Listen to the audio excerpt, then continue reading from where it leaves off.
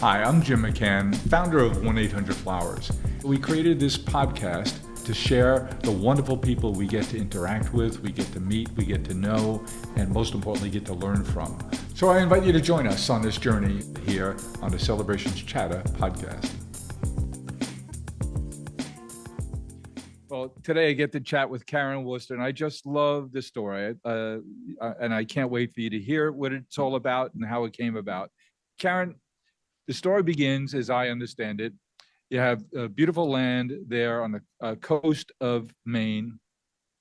Your husband loves the property, loves what he does, and he grows evergreens and makes holiday wreaths. And one year, at the end of the season, he had a truckload, which, if I recall, was about 5,000 wreaths left over. And let's call that the lemons. Yeah. And now the lemonade side of the story is, what did he do with that? And it came to mind that there were people that could intrinsically benefit from those, even though it wouldn't cause a direct financial benefit to you. But tell us the story of how you and your husband turned that truckload of lemons into lemonade. Well, it was kind of late in the season, and they were beautiful fresh wreaths, and he overbought the wreaths. But he wanted to do something good with them, and he recalled being in Arlington National Cemetery. Always been very patriotic. He didn't serve. He was in college during Vietnam, and he got the idea from being in Arlington when he won a trip there as a 12-year-old paperboy. He was a paperboy for the Bangor Daily News, and he got to go to Washington, D.C. I love that.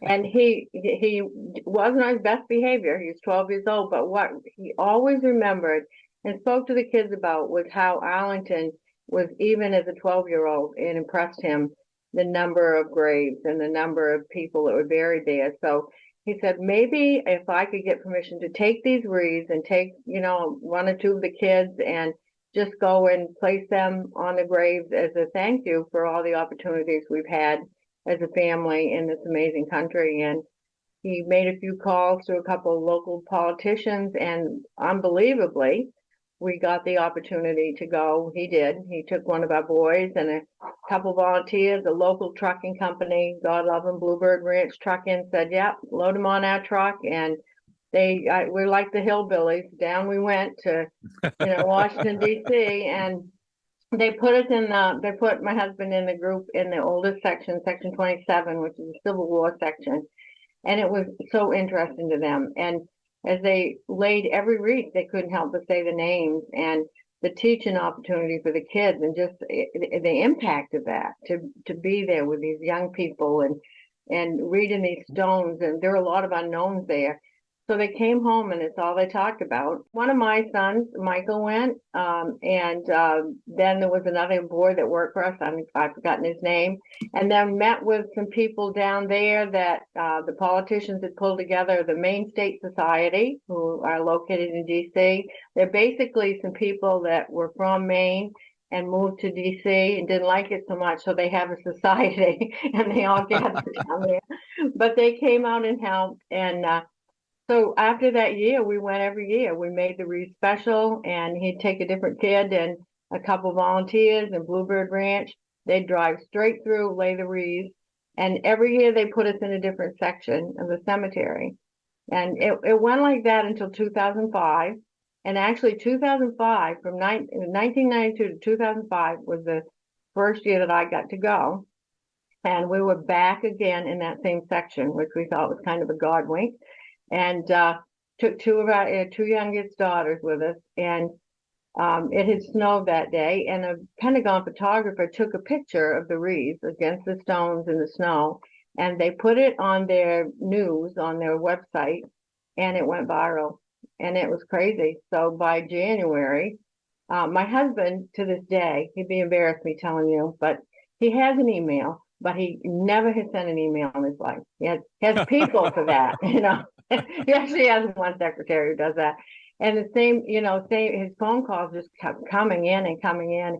He literally, by January, so this was 2005, by January 2006, he had about 4,000 emails and phone calls coming from all over the country, people is this true? Can we do it? Can we help? We want to do it in our cemetery. And it was life altering for us. We just kept fielding the calls and trying to figure out what to do with it at that point. So. And how has this impacted your life? It's 2005, you say, overbought, 5,000 left over. You can throw them away, you can give them away, or in this case, you guys decide we can pay tribute to other people. And by the way, along the way, teach a wonderful life lesson to Michael and our daughters, other young people, and really help remember the story. I love in your video that I encourage everybody to watch, and that panoramic shot of all those graves with all of those wreaths, holiday wreaths, to commemorate their sacrifice they made and just to pay tribute to them, their families, and more importantly, to our own memories, our own thoughts of the fact that others have given of themselves so that we can live well, live free, and provide for our families and our communities in ways that before the creation of this country weren't imagined. So we actually have 6 kids, 9 grandkids. So I don't want to leave any kids out because you know how that would roll. But how it's impacted our family, I think, and how it's impacted other families is when you take that opportunity and and by the way, we couldn't do this without. We have about 3 million volunteers. 3 million volunteers. 3 million volunteers, and a third of them are kids, which makes my heart beat faster because those volunteers make this happen in the local community. So we're up in Maine, but every single one of these events that are held, or wreath laying events, people aren't there decorating graves. They are there with in person, placing a wreath and saying the name.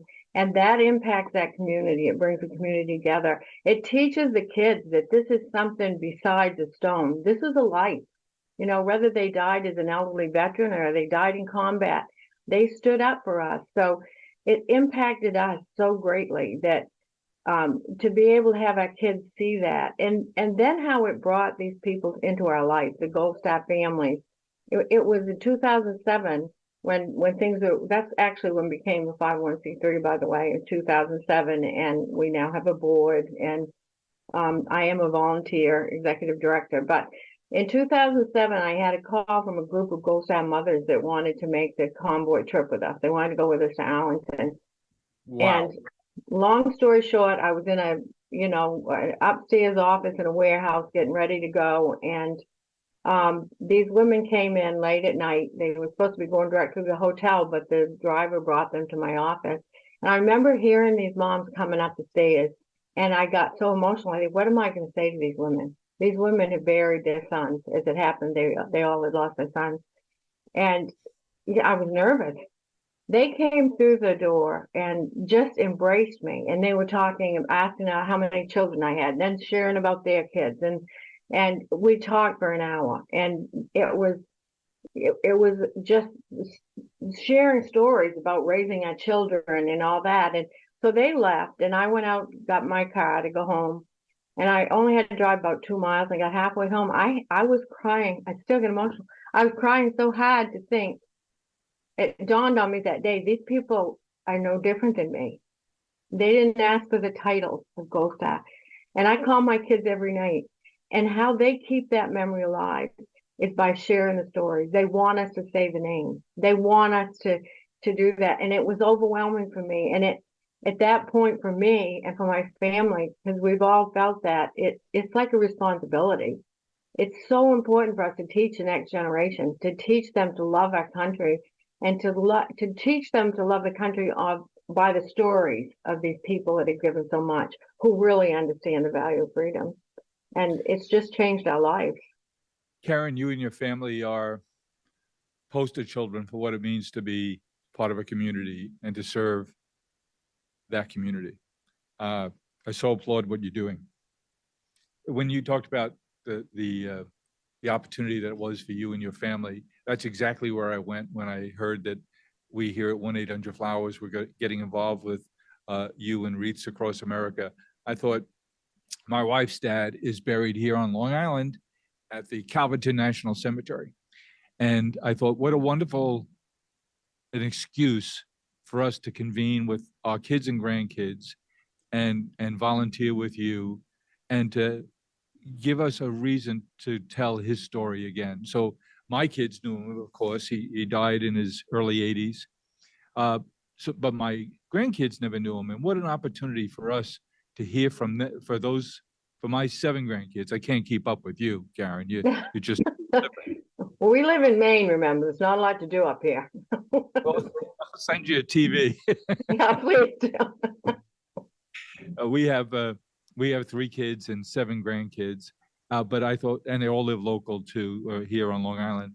So I said, what a wonderful opportunity to get together and plan to tell the story. Maybe the night before we go to the Calverton National Cemetery to help you guys place the wreaths, to tell the story about veterans and about people who serve, and in particular about their great grandfather and the sacrifice his wife, their great grandmother, made while he was off in the service at the end of World War II for 3 years without coming home, and to tell this story. And I know we have 3 kids. My oldest is a daughter, then 2 sons. My oldest son, James, he developed a very special relationship with my wife's father, my father-in-law, and he was the only one who ever got him really to talk about his service.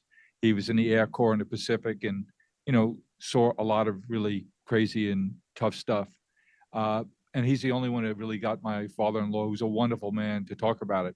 And to get him to share those thoughts and memories with our grandkids would be a special opportunity for us as a family, and especially for our grandkids to start to learn that civic lesson of what distinguishes us from other countries, other cultures. Thanks for giving us that idea and that opportunity to join you in this service. Well, we love what we do. And I will say that one thing that people don't understand about Wreaths Across America is that we work year round with our mission to remember, honor, teach. We work with other organizations. We work with the Gold Star Mothers. And one Gold Star mom, who's a retired teacher, has helped us develop full curriculum from kindergarten through grade 12 based on the characteristics of the United States military.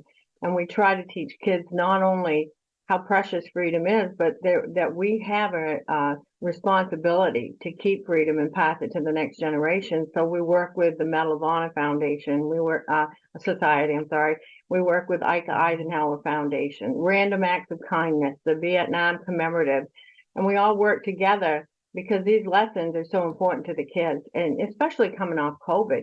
We have to learn how to come back together as communities again, and as communities to think about the greater good, because we won't exist as a country if we don't start thinking about the greater good and pulling ourselves together. I say all the time, I wish that every day when Americans got up, they had the same tenacity and love of protecting and caring for this country that we had on 9/12.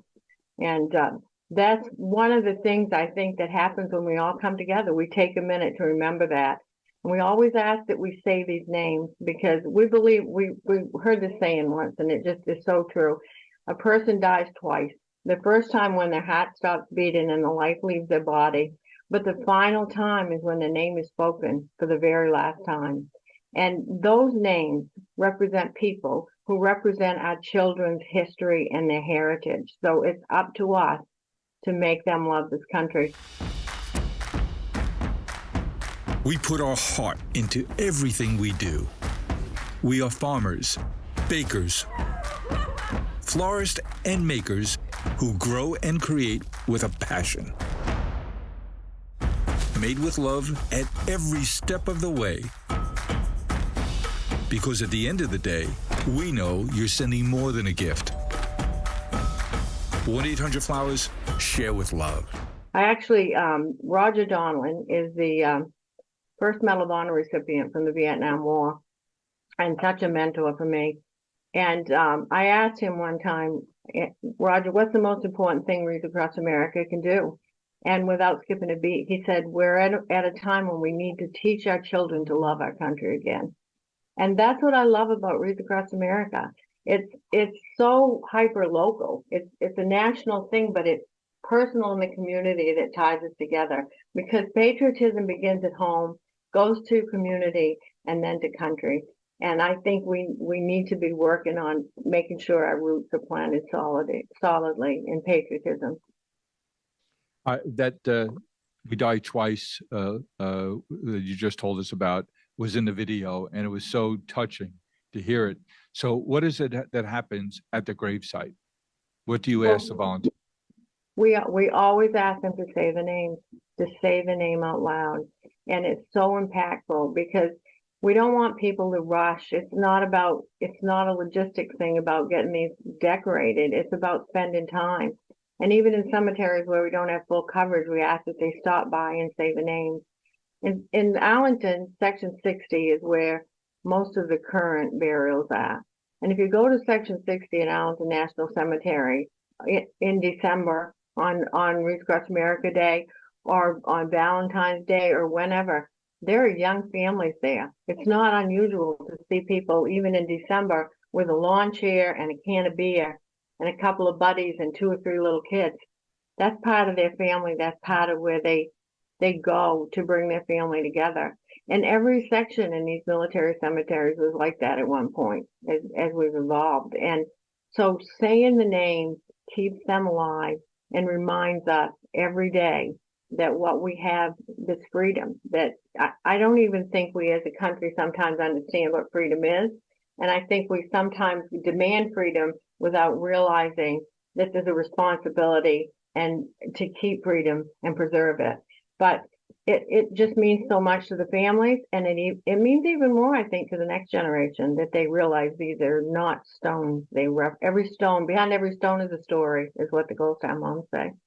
Share a story with us, if you would, Karen, about different communities and how you've seen them come together and make an event out of this. Oh gosh, there are so many. There are so many stories, and I think for me, I hear stories, but I see Arlington most. I go to Arlington the most, and I think even seeing it there, I think seeing it at Arlington, as families come to Arlington and then go home and start it in their own community, and we hear that time and time again. I And bet. we have teachers. We have some great teachers that go take our largest area of growth right now, because we do, I think we do all but 2 of the national cemeteries, most of the state cemeteries, but there are veterans buried in community cemeteries, and that's where we're growing. And teachers will take kids out into these cemeteries and have them write down the names, research them, and then go out as a community to place the wreath. What a teaching moment. And we do something else that helps in the community. A long time ago, when we started trying to figure out how we were going to do this 501c3, we wanted to work with other groups because we thought it'd be disingenuous to have that mission and not work with like-minded people. So we have what we call our $5 back program. And for another 501c3 in any community, and we work with groups as large as Gary Sinise and as small as a Boy Scout troop in a little community, whatever their project and whatever their community thing is that they're working on. So they can set up a page with Wreaths Across America, and for every wreath that's sponsored for the cemetery of their choice, we give $5 back to their 501c3 to help with things for living veterans and people in the community in need. And to date, we've put $22 million back into local communities. So all of those factors together, the teach aspect, that curriculum that we have is free and downloaded, and it is literally all we can do to keep up with the demand for information. So we impact communities more than just with the wreath land, but that is the time when it brings people together. And we get letters after letters. I didn't realize that this person served with my dad, or we even had a group one time. The family was estranged, and there happened to be a news video of the cemetery, and it showed all the wreaths and all the graves. But when it came in, it literally came in focused on one soldier's grave. And these kids who hadn't talked to each other forever started calling up, "Oh my God, Dad's stone was just on the news." And the next year, I cry here, they came. The family came, and they put their differences aside, and they came. And we call them God winks. We're not a religious organization. That is the term that the Gold Star mothers have shared with us.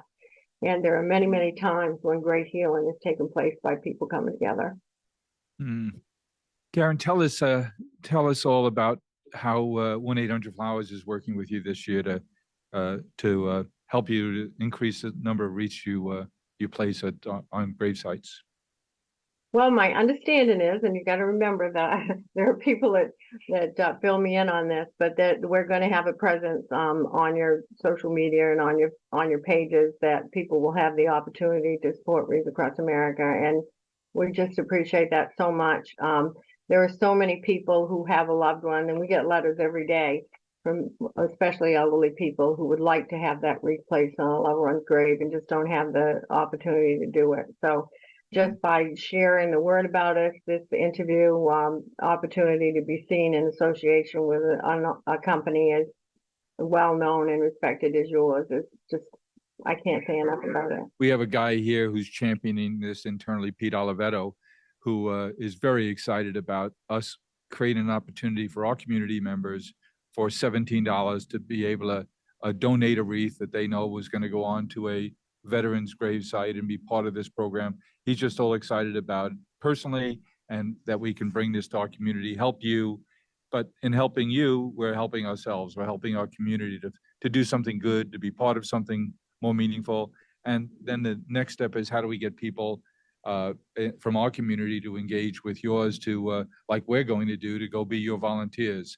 We have our own charity here that 1-800-Flowers started, called Smile Farms. It's an organization where we create work opportunities for people with disabilities, mostly developmental disabilities, because we have a brother who's in that circumstance and works in one of our greenhouses.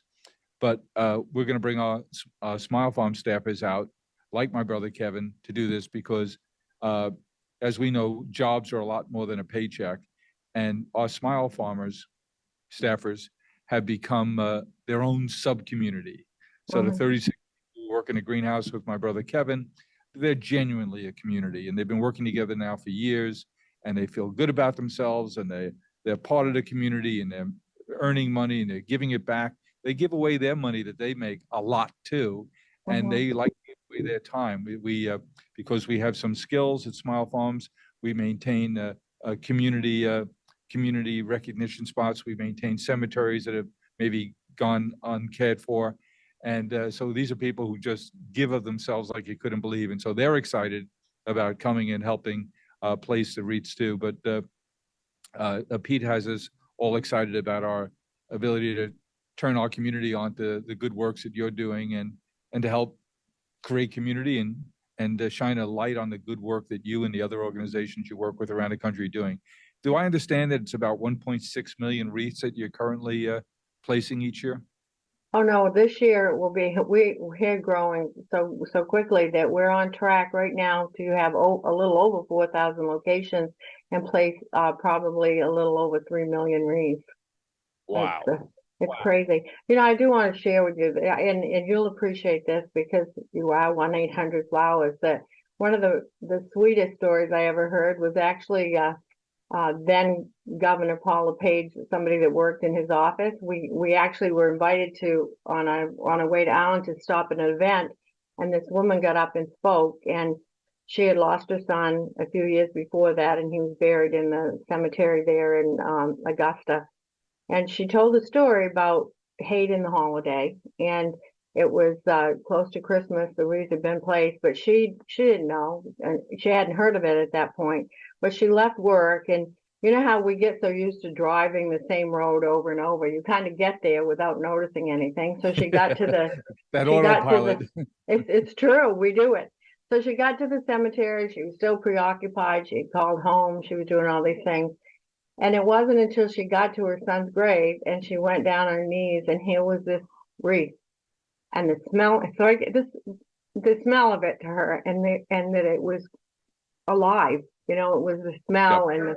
and the fragrance, and the bow, and the fact that it was circular, but mostly the fact that somebody else had been there and put it there, and how that whole experience of it being a gift from somebody that was placed there, and the smell, it said that she had hated going to that cold stone, but having that wreath there meant so much to her. And so she is now participates with us every year. But It's the same thing when it's why people send flowers to people who are sick. It's why people have flowers at funerals. And you certainly know this. And I related to it. I'm a great hand for quotes. Nothing, no wisdom of my own. So I grab quotes, but and I'm paraphrasing, but Pericles, so it's an old quote, said that it isn't what we leave behind is not what's engraved on a granite stone, but what we weave in the lives of others. And I think that's what happens when we all come together on a day that isn't a holiday. Wreaths Across America Day is probably one of the busiest Saturdays in a year for anybody. And For everybody, people come out by the literally millions and bring their kids and take time to embrace those fat families, but also the most important piece, like I say, to teach. And it's been just such a blessing in my family, and we're just so honored to be able to do it. And I just pray we continue to be able to do it. So this year, 2023, it's December 16th, Saturday, December 16th. Wreaths Across America will be energizing individuals and communities and organizations across the country to take time out of their day to think about those who've served, those who gave their lives one way or the other, in defense of our country, in defense of our principles and our freedoms and our communities. And they come together to remember that, to commemorate that, and do something, frankly, that's beneficial for them too. Because the act of giving is one of the most precious things we can do. And at the end of the day, what we've discovered here in our work, helping people to express themselves and connect to all the important people in their lives, in our case, usually through sending of a gift of one kind or another. But what we've learned is that giving is the gift. And I just had a chance to interview a new friend who's a scientist. And I asked him, I said, is there a scientific basis for the fact that, well, we've come to a conclusion that giving is the gift? Is there scientific evidence to support that? Oh, yes, he told us. In fact, you can measure empirically the increase of dopamine in our brains when we're in the act of giving. And there's 4,000 communities that are going to be filled with people who are experiencing the good thoughts of creating a teaching moment for themselves and for the people around them, for doing something for their community, for doing something for the families of the fallen, for those Gold Star families. They're giving and doing for someone else, and that is, in fact, a gift to themselves. What you do, what you've organized is fantastic, Karen. I'm proud that 1-800-Flowers is partnering with you. Thank you, Pete, for making this happen, introducing us to Karen and Morel Worcester, to the wonderful people, to your 6 kids and 9 grandkids who I can't imagine the benefits of that for you, and from a spiritual point of view and from a practical point of view, the lessons learned there. I bet it's a pretty special community you live in there in the coast of Maine, just an hour south of Canada.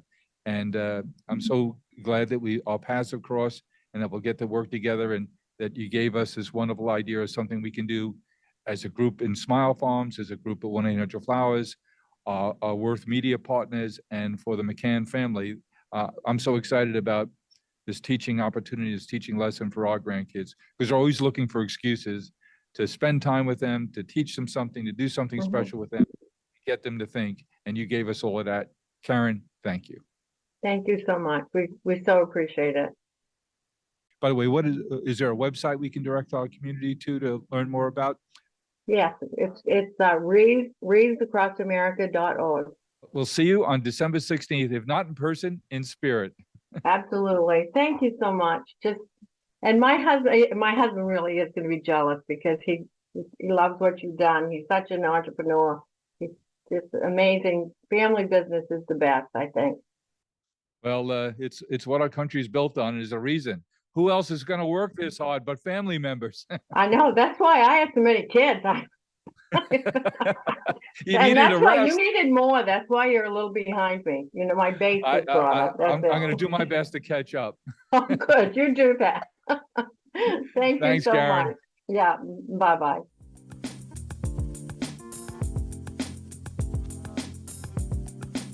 It's my sister's birthday. Go to 1-800-Flowers.com. They have tons of great birthday gifts. Wow. Wow. Wow. Happy birthday, baby.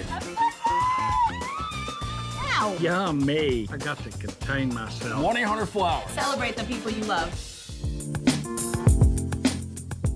Well, I hope you enjoyed what you heard, and I know I'll be sharing it forward. I hope you get to as well. Let's keep the conversation going. Follow me along on Twitter at Jim1800Flowers and on LinkedIn at Jim McCann. Hope to talk to you soon. Thank you for listening to Celebrations Chatter. You can join our community by reaching out at chatter@celebrations.com. And while you're at it, tell us what topics you'd like us to explore here on the Celebrations Chatter podcast.